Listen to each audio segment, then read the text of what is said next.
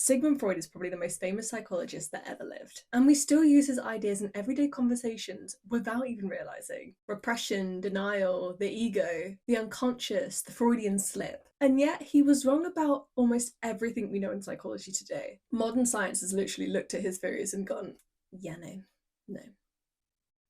No. So today we're getting into it. Who is Freud? What did he actually claim? Why is so much of it wrong? And the part that fascinates me the most, if he was so wrong, why are we still talking about him today? Let's get into it. Sigmund Freud was born in 1856 in what is now known as the Czech Republic. He grew up in Vienna and trained as a medical doctor, and by all accounts was genuinely a brilliant neurologist before pivoting to psychology. So he wasn't a philosopher, he wasn't some guy in an armchair just making stuff up. He was a scientist that was looking at patients suffering from conditions nobody could explain and build upon real scientific theory and build real frameworks to actually understand them. And that context is very important. So in the world that he was born into, there was no brain scans, no antidepressants, no randomized control trials. This guy was really just going in there and hoping for the best. And at this point in history, mental illness was considered something that was morally wrong or a physical disease of the nerves. And women in particular were being diagnosed with conditions such as hysteria, a term that basically means any emotional and psychological distress that doctors did not understand was just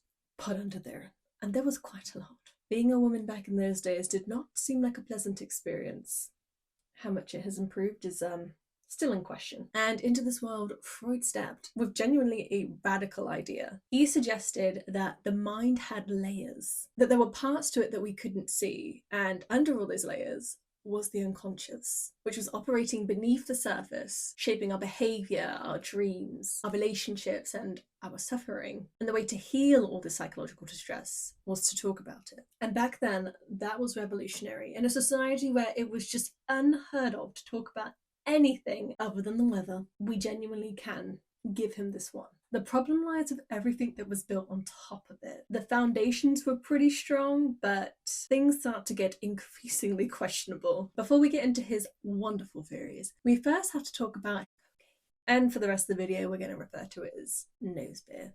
This is very real and documented a lot. In 1884, Freud published a paper called Über Coca. I'm so sorry, I feel like I butchered that. But that literally translates to about nose beer, in which he enthusiastically recommended nose beer as a treatment for depression, anxiety, morphine addiction, digestive disorders, and basically everything else. He described it as a magical drug, and he would often send it to his fiancée. And Freud himself used it regularly for years. He genuinely believed in it. He wasn't being reckless for the sake of it. The dangers of nose beers was not fully understood back then, and he just thought he had discovered something absolutely transformative. But I really want you to hold this image in your mind. The man who would tell the world that all human behavior is driven by hidden desires and repressed impulses was, during his foundational years, just doing nose beers. Now, I'm not saying it explains everything. I'm just saying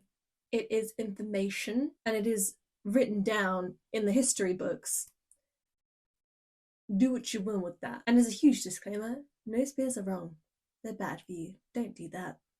So moving on from Freud's very clear flaw and addiction to nose beers, let's move on into all of his theories. And when I tell you they are so beautifully wrong, it is comically painful. So we can start with the part that he got right. The unconscious mind is real. It is a real mechanism, and modern neuroscience has absolutely confirmed it. The vast majority of our mental processes happening underneath the surface of our conscious awareness. Our brains are making unconscious decisions, forming associations, responding to stimuli, and all before we're even aware of it, or at least consciously aware of it. But Freud's version of the unconscious is a seething reservoir of sexual desire, and to top it all off, traumatic memories, desperately trying to fight through and break into the conscious mind. And that specific model just does not hold up now. The unconscious mind as we know it today is understood as less of a locked basement and more like background software just constantly running. A little bit less dramatic and seedy, if you will, but still very real. So the idea, correct. The specifics are significantly incorrect. Now we're going to move on to Freud's most famous theory and very much discredited one, the Oedipus complex. And arguably, and obviously, this is his most contested theory. Freud basically claimed that every little boy goes through a phase around 3 to 5 years old where he unconsciously desires his mother sexually and basically just views his father as a rival. And for whatever reason, the little boy is afraid that his father will castrate him, which is clearly a very normal and natural thought. And the resolution of this conflict, when the boy internalizes his father's authority and clearly suppresses his desire for his mother, is somehow how he develops a consciousness and a sense of self. Yeah, and he really said that is every single boy. All right. Now, as you can imagine, there are a few issues here. Firstly, there is no reproducible scientific evidence for this. It's not like researchers looked and just found weaker evidence that don't support it. It's essentially that the theory is impossible to test because Freud designed it so that any outcome could be explained by it. Child's anxious, unresolved Oedipus complex. Child not anxious, successfully resolved Oedipus complex. Child angry at the father. Complex. Child loves the father. Also complex. Different defense mechanism. You can't win. And more importantly, it can't be disproved. Yet, Karl Popper, one of the most important philosophers of science of the 20th century, used Freud as a central example of what non-science looks like. A theory that explains everything and yet says nothing. If it can't be falsified, it's not science. Second to that, the girlhood equivalent to the Oedipus complex, which Freud very creatively called feminine Oedipus attitude, which was even more of a mess. Freud proposed that girls experience penis envy, the discovery that not having a penis leads to inferiority, resentment towards their mother, and the attraction to their father as a substitute. And in his mind, the reason that women develop a weaker consciousness than men, Freud argued that because this complex will never ever be resolved, that women don't have castration anxiety over them to resolve this pain, to motivate them. I have nothing. It's It genuinely makes me laugh so much. When I was researching this and basically compiling all the evidence for this, I was in absolute tears with how funny I found this. Now I will just give you a moment with that one because, what? Sure, okay. We're just gonna roll the punches. We've got to see, is he onto something? Was there anybody that went, I don't know. Now, as you can imagine, the modern psychological consensus on penis envy was obviously not. What Freud was essentially doing was taking the social conditions in the 19th century for women in Vienna and basically saying, you know, those limited rights, restricted autonomy, dependent on fathers and husbands, and basically just pathologizing them in their entirely reasonable frustration as an unconscious wish to literally be a man. Now, Karen Horney, one of the first major female psychoanalysts, pushed back on this in the 1920s and 30s and suggested that, if anything, men have womb envy, basically anxiety around women's capacity to create life. And Freud, obviously, was not best pleased. Go off, Karen. Moving on to Freud's next insane theory, dream interpretation. Now, I know you're thinking, this can't be that bad. Dreams, said Freud, are the royal road to the unconscious. Every dream is a disguised wish wanting to be fulfilled. The strange images and narratives are the unconscious mind encoding forbidden desires in symbolic form to get past the ego's defense. Prepare yourself. The symbols he identified, spectacularly sex-brained. Now I'm going to read you them because they are long objects. Umbrellas, towers, snakes represented penises, of course. What else? Enclosed spaces, rooms, boxes, cupboards represented the womb or vagina. Flying represented sexual freedom. And water represents birth. All right, that one was fairly PG. Okay. Basically, if you dream about anything, Freud had a sexual interpretation for it. It's quite poetic. And yet, modern sleep research has found that dreams do involve memory processing, emotional regulation, and problem solving. All great, but what about Freud's theory? Well, it is still genuinely debated about what a dream's purpose really is, but the idea that there is a consistent symbolic code that a trained analyst can decipher to reveal your hidden desires, not supported. The same dream among many people, or even the same dream among the same person, does not mean the same thing. And many dreams are, for the most part, just noise. There is just not much more to it, at least according to psychology. Now we're going to move away from Freud's theories and go more into his case studies, his one-to-one written down cases. And this part I find incredibly fascinating and yet the most uncomfortable. So stay with me, because it has been quite a ride already. It gets more weird. Freud built his entire theoretical framework on case studies, individual patients that he analysed and wrote up about in detail. And they did become famous. We have the Rat Man,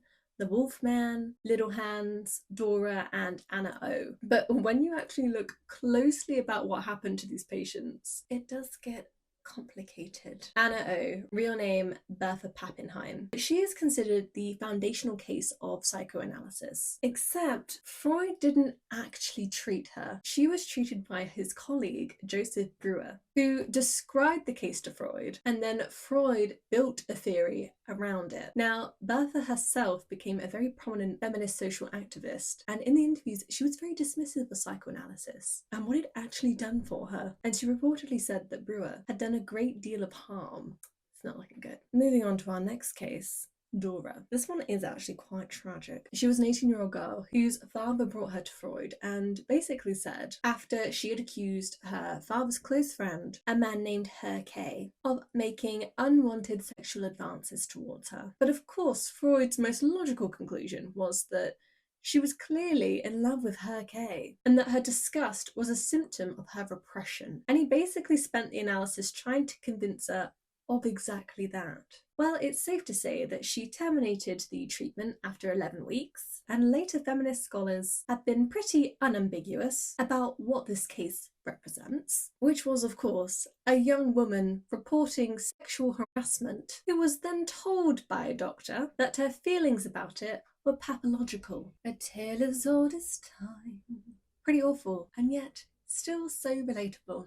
Now, moving on to our next case, Little Hans. Now, Little Hans was a 5-year-old boy who had a phobia of horses, and Freud's treatment was largely through correspondence with his father, which also meant that Freud only met this little boy once. And naturally, Freud's interpretation of Hans was that he was afraid that his father was going to castrate him because he clearly had an unwanted desire for his mother. Now, Hans grew up to be Herbert Graf, a very famous opera director, and in later life he had no clear memory of the analysis and whether it was actually significant at all. It's almost like it didn't make any sense. Now, moving on to our last case study, the Wolf Man. Now, this case study involved a man having a dream about white wolves sitting under a tree. Freud spent years analysing this dream and what it represented. And of course, he came to a conclusion, a very normal and natural conclusion. The dream represented a memory of seeing his parents have sex in front of him as an infant. It's just so clear, obviously. Now, the Wolfman did go in and out of psychoanalytic treatment for essentially the rest of his life, which really does undermine the way that it's meant to work as a treatment, but whatever. In old age, he gave an interview to say that he felt that Freud had basically exploited him, and all of this just to basically prove that his theory was correct. Now, these are not just footnotes. These are what Freud's entire foundations are built upon. Now, I am not a psychologist, just an average girl getting her degree, but what I can tell you is I'm not seeing a lot of science. It's just a load of bloody nonsense. But wait, in the spirit of fairness, despite everything, there are things that Freud did get right, or at least pointed to. But you know, even a broken clock is right twice a day. As we covered, the unconscious is real. The defense mechanisms, repression, denial, projection, rationalization, are all very real psychological phenomena, even if Freud's framework around them was very much wrong. But his daughter, Anna Freud, did go on to develop a much more vigorous version in 1936. So in a sense, the Freuds eventually did get it right, just one generation later, and I'm sure much to Freud's dismay. by a woman. It's a very full circle moment for him. I'm sure that was very like, oh. He also got the idea that early relationships and childhood experiences do shape us psychologically, which did emerge partly as a response and refinement to psychoanalytic ideas. Now has a robust empirical backing. I mean, he did some pointing there. He really said, this could be something. And we can also give him the talking cures, the concept of articulating your inner thoughts and inner life to another person in a structured therapeutic relationship is healing. And to be fair to him, that one does work. Not necessarily for the reasons that Freud thought or using the specific techniques he suggested, but talk therapy is one of the most evidence-supported psychological interventions we have. So you could argue that Freud asked the right questions, he just came up with a lot of really wrong answers. Asking those kind of questions in a time where mental illness was treated with cold baths, shock therapy, and moral lectures was no small thing. So here's the real question. Why are we still talking about him? Especially since most of his theories do not hold up, if his case studies are very much questionable, and if modern psychology has largely moved on. Well, a few reasons. Firstly, he gave us the language, the ego, the id, the unconscious, repression, denial, projection, the Freudian slip. These words are just now how we talk about ourselves. People that have never actually read a word of Freud use a fundamentally Freudian vocabulary to describe their own psychology, and that is an extraordinary footprint. Secondly, he was the right man. At the time, before Freud, there was essentially no framework about thinking about the mind as something complex or worthy of serious investigation. He did create that space. Even if everything he put into that space turned out to be wrong, the space itself matters. So again, pretty impressive. And the third thing that we just keep circling back to, Freud is a case study himself. The man who told the world that we all have blind spots, that we just project our own desires onto other people, that we rationalize our own behavior while seeing everybody else's. The man was straight up doing all of those things. His resistance to challenge, his willingness to explain away any disagreement as pathological, and all of his case studies which basically confirmed everything he already believed, these are all very much the defense mechanisms he was talking about. Hold up the mirror, Freud. He really did describe the human tendency not to see ourselves clearly with extraordinary precision, and then he demonstrated it perfectly for the rest of his career. So was Freud wrong about everything? Almost. He was right that the mind has layers. He was right that we don't fully know ourselves. He was right that early experiences help to shape us, and that talking helps. Everything else was a lot more complicated and arguably wrong, but, he tried. But this is what I think is most important to remember about Freud. His influence didn't come from being right. It came from being compelling. His writing was extremely vivid and confident. His framework came in the way that good stories feel true. The man really was just out here faking it till we make it. I think this is just a prime example that confidence really does sell. And maybe that's the lesson, that we can all be persuaded by a more compelling story than accurate data. And Freud knew this. He just didn't realize that he was patient zero. The next episode of Psychological Tea will be between Freud and Jung. Most juicy, most interesting, and importantly, we have actual historical proof that all of this went down. That will be coming in the next few weeks, so don't forget to subscribe, and I'll see you in the next one. Bye!